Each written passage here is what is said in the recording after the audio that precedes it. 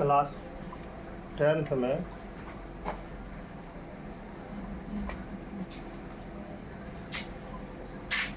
Chapter का नाम था कौन सी? एक चैप्टर है जैव प्रक्रम। क्या चैप्टर का नाम है? जैव प्रक्रम। जैव प्रक्रम माने जीव जंतुओं की प्रक्रिया, किस प्रकार से वह जीवित रहते हैं, किस प्रकार से वह अपने जीवन काल को बिताते हैं। उनमें से एक जीव जंतु के नाम में से पादप का नाम आता है, पेड़ पौधा का नाम आता है। ठीक, तो हम लोग पढ़े थे किस प्रकार मानव में पाचन तंत्र होता है, परिसंचरण तंत्र होता है, उत्सर्जन तंत्र होता है, परिवहन परिसंचरण तंत्र होता है, उत्सर्जन तंत्र होता है। तो उसी प्रकार जो है ना, पादप में उत्सर्जन हम लोगों को पढ़ना है। क्या पढ़ना है? पादप में उत्सर्जन। पादप में उत्सर्जन का मतलब पेड़ पौधा में उत्सर्जन कैसे होता है। देखिए, पेड़ पौधा में भी जो है ना, पेड़ पौधा में भी पोषण होता है। क्या होता है? पोषण। मतलब कि पेड़ पौधा भी अपने जीवन काल को बिताने के लिए भोजन करते हैं। ठीक है, मानव की तरह पेड़ पौधा में भी परिसंचरण होता है। परिसंचरण होता है। ठीक है, पेड़ पौधा में भी श्वसन होता है। ठीक है, और पेड़ पौधा में भी उत्सर्जन होता है।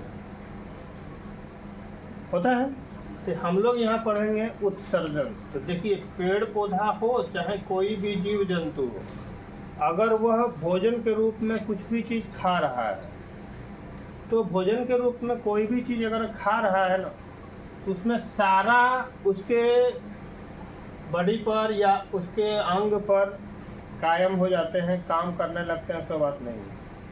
उसमें से कुछ पदार्थ ऐसे होते हैं जो अपशिष्ट के रूप में बच जाता है, बेकार के रूप में बच जाता है, जो मानव की तरह इसके अंदर में भी रहना हानिकारक है। क्योंकि अपशिष्ट पदार्थ हानिकारक होता ही है, और वह अगर पेड़ पौधा में अगर रह गया तो क्या होगा? तो उसको हानि पहुंचाना शुरू कर देगा। जिस प्रकार मानव हम लोग भोजन करते हैं, तो भोजन करने के बाद जो भोजन करने के बाद जो है ना, अपशिष्ट पदार्थ शरीर में बच जाता है। जो अपशिष्ट पदार्थ हम लोग मल द्वार से, मूत्र मार्ग से, चाहे नाक के द्वारा, चाहे पसीने के रूप में शरीर से बाहर कर देते हैं, है ना, जो स्वतः होती है, हम लोग जान के नहीं करते, अपने आप होती है कि नहीं। उसका प्रक्रिया ही ऐसे ही बना दिया गया है कि अपने आप होती है, होना ही होगा। उसी प्रकार पेड़ पौधे में भी भोजन करते हैं, श्वसन करते हैं, परिसंचरण करते हैं, उत्सर्जन करते हैं। तो उत्सर्जन क्या हुआ कि जो कुछ भोजन के रूप में ग्रहण किया, अपने आप को जीवन काल व्यतीत करने के लिए जो ग्रहण किया, और जो अपशिष्ट बच गया उसको बाहर निकालना ही उत्सर्जन कहलाता है। क्या कहलाता है? उत्सर्जन। और जो अंग मिल करके कार्य करते हैं ना उत्सर्जन की क्रिया में, तो उत्सर्जन तंत्र उसको कहते हैं। तो यहाँ उत्सर्जन के रूप में देखिए, हम लोग जीव जंतु जितना है ना, ऑक्सीजन लेते हैं। हम लोग क्या करते हैं? ऑक्सीजन लेते हैं। और ये क्या करता है? ऑक्सीजन देता है और कार्बन डाइऑक्साइड लेता है। तो कौन सी देता है? कार्बन डाइऑक्साइड लेता है और ऑक्सीजन देता है। क्या दिया? ऑक्सीजन। ऑक्सीजन जो हम लोग को देता है, वायुमंडल में जो छोड़ता है, यह भी उत्सर्जन का ही एक कार्य है। यह भी उत्सर्जन कहलाता है। कौन चीज? ऑक्सीजन देना और कार्बन डाइऑक्साइड लेना। तो उत्सर्जन की क्रिया में का ऑक्सीजन छोड़ना भी उत्सर्जन है। ठीक है। दूसरी बात है क्या कि पत्तियों का देखिएगा कि पेड़ पौधों में जो होता है ना, कुछ ऐसे होते हैं, कुछ क्या लगभग पेड़ पौधे ऐसे होते हैं कि उनके पत्तियां अपने आप टूट करके जो है ना, पत्तियां गिर जाती हैं, अपने आप पत्तियां टूट करके नीचे गिरने लगती है कि नहीं? गिरती है कि नहीं गिरती है? चाहे हवा चले तो, या हवा नहीं भी चली तो ऑटोमेटिक है अपने पत्तियां को वो गिराना शुरू कर देते हैं, गिरने लगती है। क्यों? इसके पीछे कारण है कि इसमें जो उत्तक होते हैं, कोशिकाओं के समूह, एक ही प्रकार के कार्य करने वाले कोशिकाओं के समूह को उत्तक कहते हैं। एक ही प्रकार के कार्य करने वाले कोशिकाओं के समूह को उत्तक कहते हैं। पेड़ पौधा में भी कई प्रकार के उत्तक पाए जाते हैं। तो वो उत्तक क्या करता है, पत्तियों को जकड़ के रखता है तना से, है कि नहीं। लेकिन वह उत्तक क्या होता है, कभी कभी क्या मृत हो जाता है, मर जाता है। तो मर जाता है तो उसका काम जो था, कौन सी था, तना से डाल से पकड़ के रखना, है कि नहीं। जिस भाग में पकड़ के रखता है उस भाग को, मतलब पत्तियों का ये जो भाग पर्णवृत्त और पत्तियों का है, पेड़ का जो तना है पतला वाला, उसमें जो पकड़ के रखता है, दोनों के मेल वाला भाग को, यहाँ वाले भाग को, ये टहनियाँ हैं, यहाँ से टहनियों में, यहाँ से पत्तियाँ, यहाँ ये पत्तियाँ हैं, तो ये वाला भाग को क्या कहते हैं, संधि कहते हैं। क्या कहेंगे, संधि। अब पत्तियों के ये जो अग्र वाला भाग है, जहाँ पर टच किया रहेगा, जैसे ये अगला वाला भाग है, यहाँ टच किया रहेगा, तो ये क्या कहलाएगा, पर्णवृत्त। क्या, पर्णवृत्त। तो यहाँ पर टच किया और जो है ना इसके साथ संपर्क में रखा, लेकिन पत्तियां अपने आप क्या हो जाती है, पेड़ से टूट करके, पौधे से टूट करके गिर जाती है अपने आप, स्वतः, हम लोग तोड़ने वाला बात नहीं, अपने आप। तो वो जो है ना, वो भी क्या है, उत्सर्जन का एक क्रिया है ना। क्या है, उत्सर्जन का एक क्रिया है। और उसके बाद देखिएगा कि पेड़ों में छाल होते हैं, छाल होते हैं ना, छिलका। तो जो है ना, दो प्रकार के कोशिकाओं से मिलकर बने होते हैं। एक मृत कोशिकाओं से मिलकर के बने होते हैं, एक जीवित कोशिकाओं से मिलकर के बने होते हैं। तो मृत कोशिकाओं से जो मिलकर के बने होते हैं, तो वो छाल देखिएगा ऑटोमेटिक अपने आप निकल जाएगा। इसका मतलब है कि जो कोशिकाएं उसको पकड़ के रखा, वह कोशिका मर गई। वह मर गई तो क्या हो गया, उसका पकड़ टूट खत्म हो गया। तो वह पेड़ों का छाल भी अपने आप स्वतः हटकना, अलग होना, क्या कहलाएगा, उत्सर्जन कहलाएगा। ठीक है। और एक होता है गौन। देखिएगा कुछ ऐसे पेड़ हैं, जैसे कि सजना का पेड़। सजना का पेड़ में देखिएगा लस टाइप का द्रव पदार्थ के रूप में सजना का पेड़ से बाहर निकलता है और नीचे आ जाता है। बाहर निकलता है कि नहीं?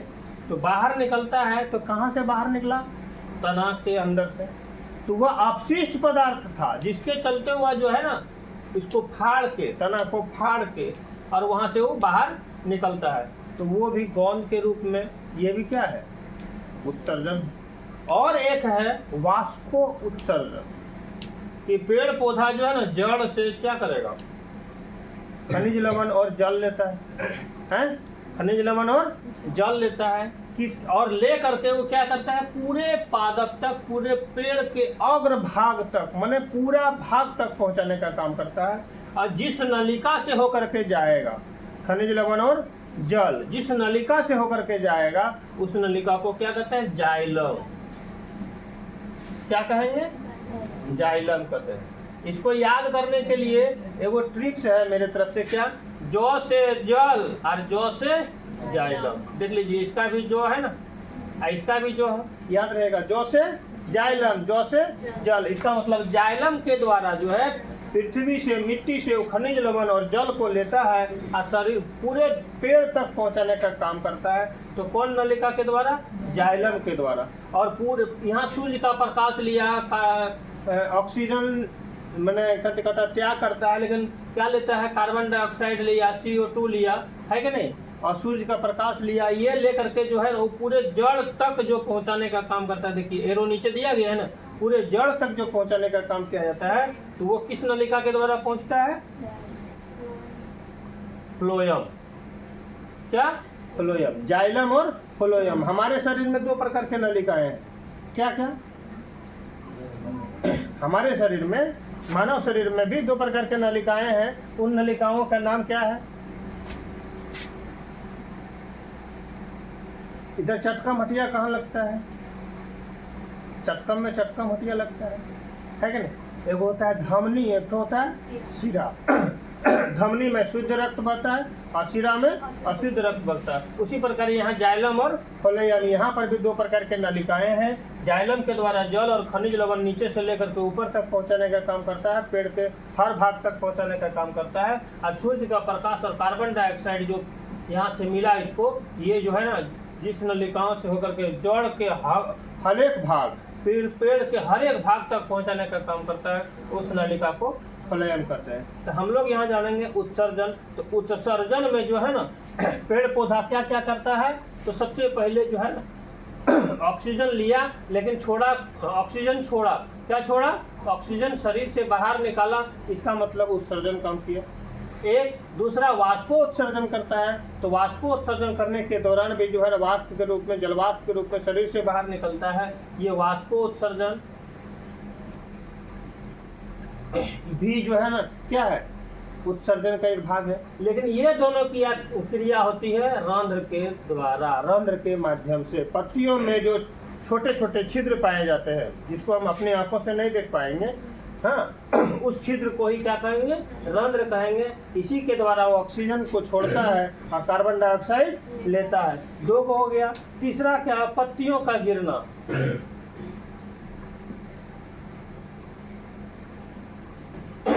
पत्तियों का गिरना, ये भी क्या है, ये भी उत्सर्जन का एक भाग है। और उसके बाद है छाल का अलग होना, छाल का अलग होना, ये भी उत्सर्जन का ही अंग है। और गोंद आदि जो है ना शरीर से, पेड़ से बाहर निकलना, ये भी उत्सर्जन का ही एक भाग है। इस प्रकार पेड़ से इतने प्रकार का चीज का बाहर निकलना जो कि शरीर के लिए, इस पेड़ के लिए हानिकारक पदार्थ होता है, इसका बाहर निकलना ही क्या कहलाएगा, पादप में उत्सर्जन। ठीक है, चलिए लिखिए। इसमें क्या लिखना है,